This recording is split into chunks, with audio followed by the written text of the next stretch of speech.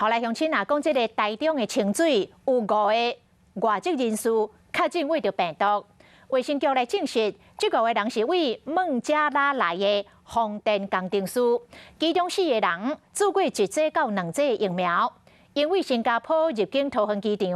隔离14天，解除隔离的时阵体检拢要阴性，所以来到清水的员工宿舍，5个人住一间做7天的自主健康管理。为着要到江滨工业区的利华风电来撞客，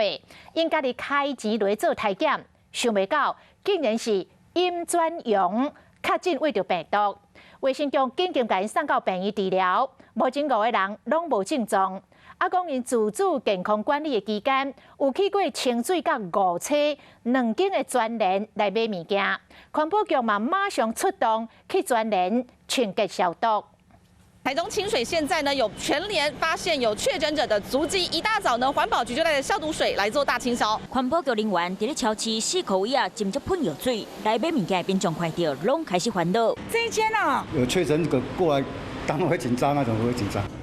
超市嘛赶紧把铁门关起来，暂停营业。卫生局讲，有确诊者分别伫咧12月初3去台中专联5车文化店，含12月初5清水高风店消费。确诊的人有5个，因是孟加拉籍的风电工程师，分别伫咧10月29含11月10月为新加坡坐飞机来桃园机场，拢有3天来阴性证明。有4个人阁有做过1剂到2剂疫苗。因来台湾了后，就坐防疫客运车去防疫旅馆隔离14天，隔离结束了后采检阴性，就集中去台中清水员工宿舍。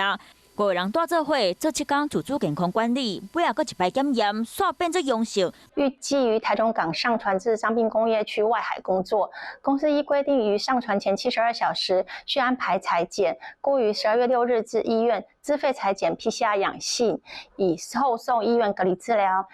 5个外籍工程师验出阳性 ，CT 值伫咧30左右，病毒量无悬。卫生局开始斟酌做调查，确诊的工程师出门拢有挂嘴暗，嘛因为语言未通，所以无含社区民众有接触过。